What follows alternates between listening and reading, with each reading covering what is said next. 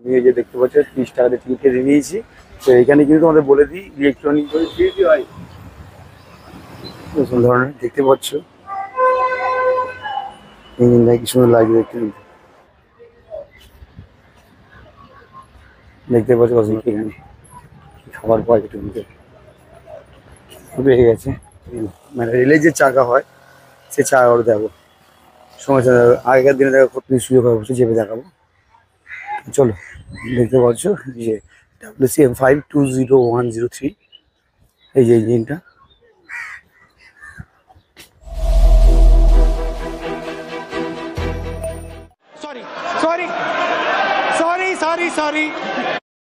Flashback. বন্ধুরা আশা করি তোমরা সবাই ভালো আছো। তো এর আগে অলরেডি ভিডিওতে তোমাদের দেখিয়েছিলাম আমি মানে আমাদের পশ্চিমবাংলার সব থেকে উঁচু শিব মূর্তি দর্শন করেছি তোমাদেরকে, যেটা হাওড়ায় অবস্থিত, ঠিক আছে। তো তোমাদেরকে বলেছিলাম ওই ভিডিওতে যে আমি হাওড়ায় যখন এসেছি সেখানে তোমাদের যে 12টা দ্বাদশ শিবলিঙ্গ দেখানোর কথা ছিল সেটা এখন কাজ ছিল দেখাতে পারিনি। তো সেখানে তোমাদেরকে বলেছিলাম যে আমি যেহেতু হাওড়ায় এসেছি মানে প্রচণ্ড গরমের মধ্যে তোমাদের ভালোবাসা নিয়ে, তো হাওড়া আরও কিছু জায়গা তোমাদের ঘুরে ঘুরে দেখাবো। তা এখন আমি ওখান থেকে অটো ধরার সাথে চলে এসেছি, দেখতে পাচ্ছি হাওড়া রেল মিউজিয়ামের সামনে। ও দেখতে পাচ্ছি এবং তার এই যে দেখতে পাচ্ছি হাওড়া রেল মিউজিয়াম, এটা ওপেন আছে। এখানে আমি এবার এন্ট্রি করবো এবং এখানে অনেক মানে আমাদের ভারতবর্ষের স্বাধীনতার আগে স্বাধীনতার পরে যে সমস্ত আমাদের রেল মানে আমাদের ভারতের রেল ইতিহাসে যে যুগান্তকারী পরিবর্তন ঘটেছিল, যে আমার পরিবর্তন ঘটেছিল সমাজ সাথে সে সমস্তগুলো রেল ইঞ্জিন আমাদের এখানে মিউজিয়ামে রাখা রয়েছে, সেগুলো তোমাদেরকে দেখাবো। তো চলো এখানে অনেকটা সময় আশা করি কাটাবো। চলো এরপর আরো অনেক কিছু সারপ্রাইজ আছে, তার জন্য কি করতে হবে তোমাদের ভিডিওটা শুরু থেকে শেষ পর্যন্ত দেখতে হবে। আর যারা যারা আমার চ্যানেলে এখন কিন্তু নতুন আছো তারা তাড়াতাড়ি নিচে বেল আইকন নোটিফিকেশনটা অন করে আমাদের সাথে থাকবো, যাতে নেক্সট কোনো ভিডিও আসতে ফার্স্ট নোটিফিকেশন তোমাদের চলে যায়। তো চলো বন্ধু, অলরেডি এখানে টেম্পারেচার এখন অলরেডি 40 থেকে 42 ডিগ্রি প্লাস। আর দেখতে পাচ্ছি আমার ঘাম ঝরছে, প্রচুর কষ্ট হচ্ছে, তবুও কি করবো, তোমাদের ভালোবাসা নিয়ে এতদূর যখন এসেছি তো ফিরতে যাবো না খালি হাতে, তোমার জন্য নতুন কিছু রসদ দেবোই। তো যার জন্য কিন্তু এসেছি কষ্ট করে এতদূর। তো চলো এখন এই মিউজিয়ামের ভিতরে এন্ট্রি করে তোমাদেরকে আমি ভিতরে ঘুরে দেখাবো। চলো সব দেখো দেখতে পাচ্ছি এন্ট্রেন্স দেখো, এই যে entry gate Howrah rail museum. চলো ভিতরে এন্ট্রি হয়নি, এখানে দেখো টাইমিং এবং প্রাইস সমস্ত দেওয়া রয়েছে। অলরেডি আমি এই যে দেখতে পাচ্ছি 30 টাকা দিয়ে টিকিট কেটে নিয়েছি। তো এখানে কিন্তু তোমাদের বলে দিই ইলেকট্রনিক্স যেমন ক্যামেরা ডিএসএলআর বাইক জাতীয়, তার জন্য কিন্তু আলাদা 100 টাকা চার্জ দেবে এবং তাদের রিসিভ দেওয়া। তো চলো ভিতরে রোদে যখন এসেছি এত কষ্ট করে তোমাদের দেখাবে, দেখো জাস্ট এর ভিতরে আমি এসে যাচ্ছি।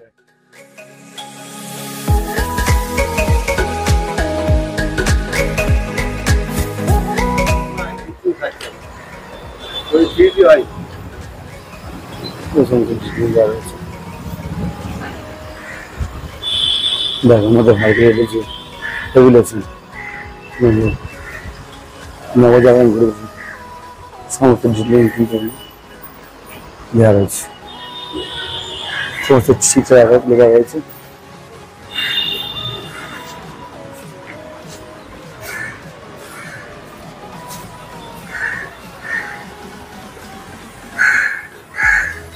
এবার তোমাদেরকে আরো কিছু এখানকার যে মেন মিউজিয়ামে সংরক্ষিত করে রাখা হয়েছে যে সমস্ত আমাদের পুরনো সমস্ত ইঞ্জিন, সেইগুলো তোমাদের দেখা একটু।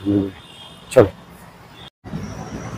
আমি এগুলো ডিটেল তোমাদেরকে পরে দিয়ে দেবো, তোমাদের সচেতন দেখো মিউজিয়াম ঘর আগের দিনের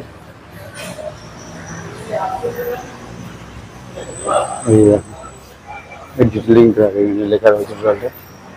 এটা রয়েছে লোকোমোটিভ 3403, তার ডিটেলিং কিন্তু লেখা রয়েছে, দেখতে পাচ্ছি আমি।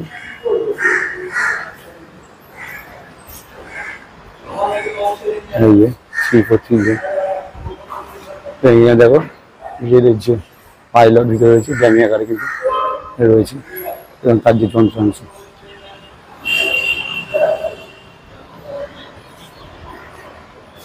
এবং চলো এখানে যে কোচগুলো রয়েছে সে আগের দিনের কাঠের কোচ, সেটা রয়েছে দেখো ভিতরে, যে কি সুন্দর ব্যবস্থা ছিল তখনকার দিনে, দেখতে পাচ্ছ জায়গার ভিতরে এন্ট্রি করা যাবে না, যার জন্য বাইরে থেকে দেখতে হবে। সবটা কিন্তু টোটালটা কিন্তু কাঠের কিনতে গেলে সমস্ত Level of air condition first class coach number PR1022 third day রোজগার পছন্দ।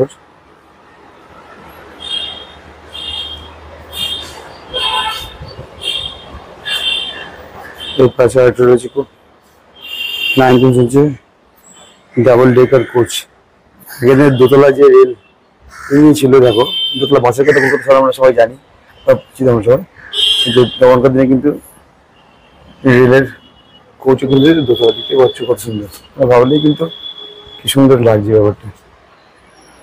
রয়েছে model of 7432 WP black beauty, পছন্দ ক্যাপসুল ধরনের দেখতে পাচ্ছ, কি সুন্দর লাগবে দেখতে। এই পাশে আসবে মডেল অফ 18233 WD M2, দেখো জাস্ট তোমাকে ইঞ্জিন হয়ে যেতে পছন্দ।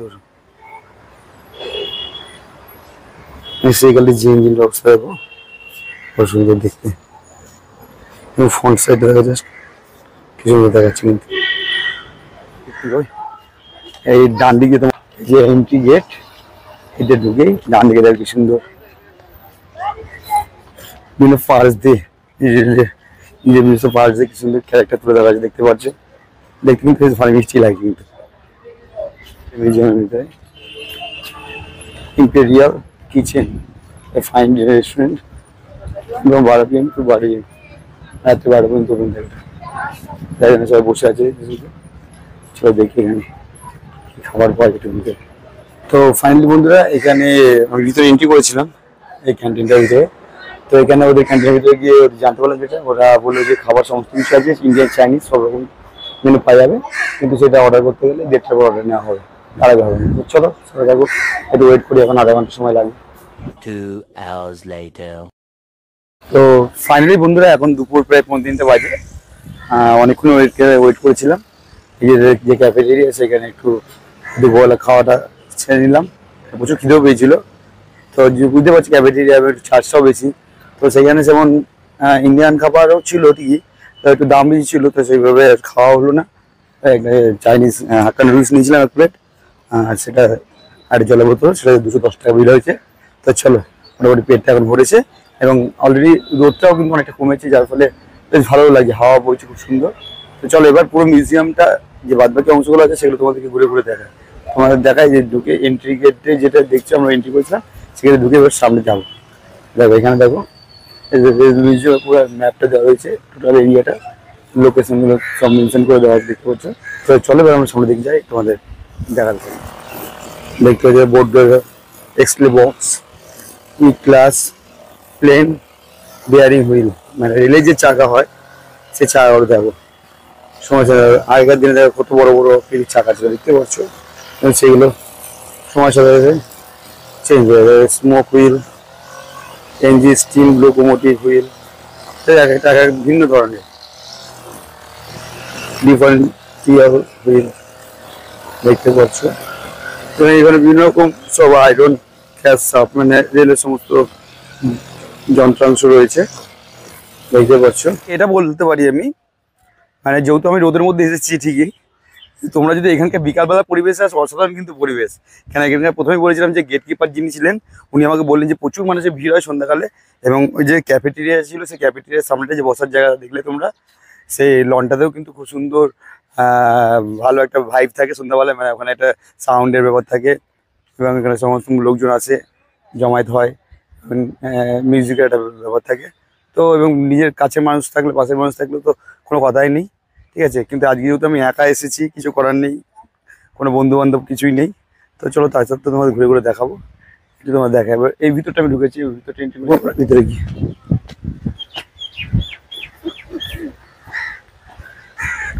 দেখতে পাচ্ছি টয় ট্রেন, এটা চান। কিন্তু এখানকার যে টিকিটটা যেটা এখন বন্ধ, সম্ভবত হয়তো এখন টাইমিং হয়নি।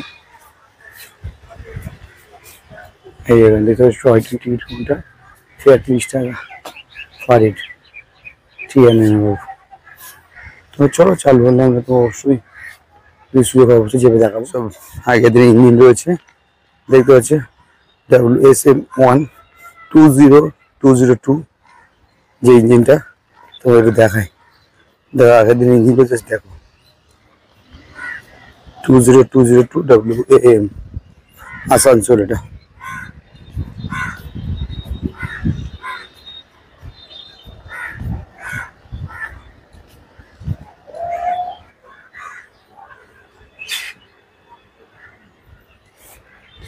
এটা এটা দেখতে পাচ্ছি, এটা কিন্তু পাকিস্তানের ইঞ্জিন।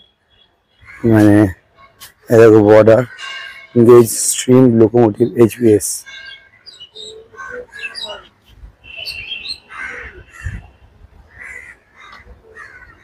অ্যাকচুয়ালি এই যে লোকোমোটিভ ইঞ্জিনটা দেখতে পাচ্ছ পাকিস্তানে, তোমাদেরকে বললাম এটা যেটা জানতে পারলো এখানে পড়ে, যেটা এটা কিন্তু 1971 দেশভাগের সময় যুদ্ধ চলছিল, তখন কিন্তু এটা ভুলবশত আমাদের ভারতের সীমানায় ঢুকে গেছিলো এবং তারপর থেকে সেটা ভারতে রয়ে গেছে, যেটা এখন এই আমাদের হাওড়া রেল মিউজিয়াম কর্তৃপক্ষ এটাকে সংরক্ষণ করে রেখেছে। দেখতে পাচ্ছ যে WCM5 20103 এই যে ইঞ্জিনটা, কতটা স্বাভাবিক দেখতে পাচ্ছ, অলরেডি জং হয়ে গেছে, কিন্তু হলো মেনটেন্স করা হয় না যেহেতু ঠিকঠাক করে, যার ফলে এই জংটা ধরে গেছে। এটা কাঁচাপাড়া রেলতে কিন্তু এটা ডোনেট করা হয়েছে, তোমরা দেখতে পাচ্ছ, এবং সমস্ত দেওয়া রয়েছে। এবং এই যে বাদে গ্লাস দেখতে পাচ্ছ তুমি, একটা মানে রেলের যে ইঞ্জিন যেমন বা ওয়াগান থাকে সেরকম, পাশাপাশি এটা কিন্তু যে ক্রেন, মানে কোনো ধরনের কাজ করতে গেলে যেগুলো প্রয়োজন হয় সে সমস্ত দেখতে পাচ্ছ। দেখো তখনকার দিনে কি বড় বড়